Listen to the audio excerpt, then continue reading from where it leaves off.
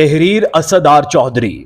ناظرین، دین اسلام امن کا گہوارہ ہے، لیکن اسلام کی راہ میں ایسی بھی مشکلات آئی ہیں کہ جب دشمن نے تلوار اور وار کی للکار کی، ایسے میں اسلام نے ایسے جنگجو اور سپہ سالار پیدا کیے جنہوں نے شہادت کو فخر سے تسلیم کر کے میدان میں دشمن کی اینٹ سے اینٹ بجا دی۔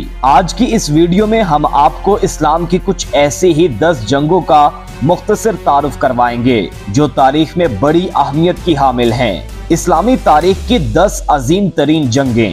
جنگ بدر سن 624 عیسوی میں لڑی گئی حق اور باطل کی فیصلہ کن جنگ، جس میں مسلمانوں کی قیادت حضرت محمد صلی اللہ علیہ وآلہ وسلم کر رہے تھے۔ تعداد 313 تھی۔ جنگ قادسیہ سن 636 عیسوی میں لڑی گئی۔ اس میں ساسانی سلطنت کی قسمت کا ستارہ غروب ہو گیا اور مسلمان دنیا کی سب سے بڑی طاقت بن کر ابھرے۔ حضرت عمر فاروق اعظم کے عہد میں عراق کے ایک میدان قادسیہ میں لڑی گئی، جس میں مسلمانوں کی قیادت حضرت سعد بن ابی وقاص کر رہے تھے۔ تعداد تقریباً 40,000 تھی۔ جنگ یرموک سن 636 عیسوی میں لڑی گئی، جس میں مشرقی رومی سلطنت بازنطینی کا سب سے اہم صوبہ سوریہ، آج کا شام، فلسطین، اردن، لبنان مسلمانوں کی جھولی میں آ پڑا۔ یہ بھی حضرت عمر کے عہد میں اردن کے علاقے یرموک میں لڑی گئی۔ مسلمانوں کی قیادت حضرت خالد بن ولید کر رہے تھے۔ تعداد تقریباً 30,000 تھی۔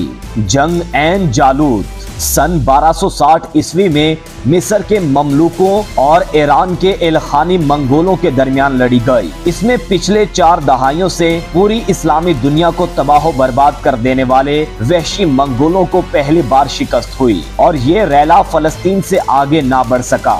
مسلمانوں کی فوج کے سپہ سالار رکن الدین بیبرس تھے۔ تعداد 20,000 تھی۔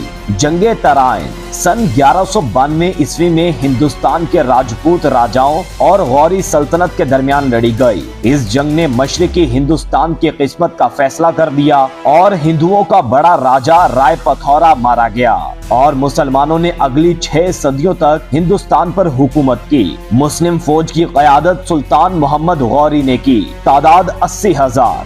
جنگ وادی الکبیر سن 1711 عیسوی میں لڑی گئی۔ اندلس ہسپانیہ و پرتگال، جو اس وقت وندال کہلاتا تھا، اس سے گات سلطنت کا خاتمہ ہوا اور مسلمانوں نے 8 صدیوں تک وہاں علم و فن کے چراغ روشن کیے، مگر آپس کی نا اتفاقی کی وجہ سے آہستہ آہستہ عیسائیوں نے دوبارہ اس پر قبضہ کر لیا۔ مسلمانوں کی قیادت امیر طارق بن زیاد نے کی۔ تعداد 12,000 تھی۔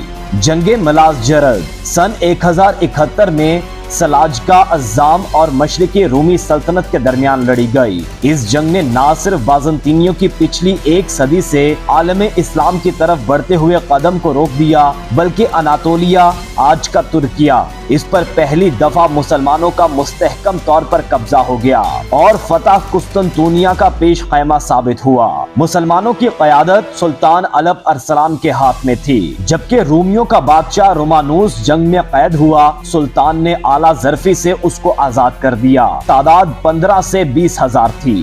جنگ نوکوپولس سن 1396 عیسوی میں سلطنت عثمانیہ اور یورپ کے متحدہ طاقتوں کے درمیان لڑی گئی۔ اس جنگ نے مشرقی یورپ کی قسمت کا فیصلہ مسلمانوں کے حق میں کر دیا۔ اس کو آخری صلیبی جنگ بھی کہا جاتا ہے، کیونکہ اس کے بعد یورپ میں مذہب کی بنیاد پر نہیں بلکہ قومیت کی بنیاد پر جنگیں لڑی جانے لگیں۔ عثمانیوں کی قیادت سلطان بایزید یلدرم کے ہاتھ میں تھی اور مسلمانوں کی تعداد 20,000 سے زیادہ نہ تھی۔